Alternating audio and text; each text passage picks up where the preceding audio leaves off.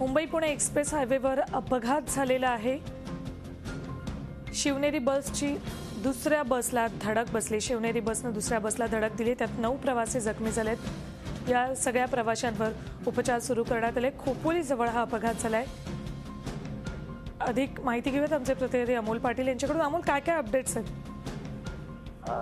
थोडा वेळ अर्ध्या तासापूर्वी हा अपघात झालेला आहे। खोपोली जवळ फुटबॉल हॉटेल आहे, त्याच्यावरती जो उतार आहे त्या ठिकाणी अपघात झालेला आहे। 7 ते 10 ची बस जी आहे त्यामुळे निघाली शिवनेरी, ती बस घाटामध्ये आल्यानंतर ड्रायव्हरचा ताबा सोडण्यासाठी पुण्याच्या लेनला ती बस गेलेली आहे आणि मुंबईकडून पुण्याकडे जाणारी गुजरात पासिंगची एक बस आहे प्रवासी वाहतूकची, त्या बसवर ती आदळलेली आहे। या दरम्यान हा भीषण असा अपघात आहे आणि याच्यामध्ये 9 प्रवासी सध्या तरी जखमी आहेत।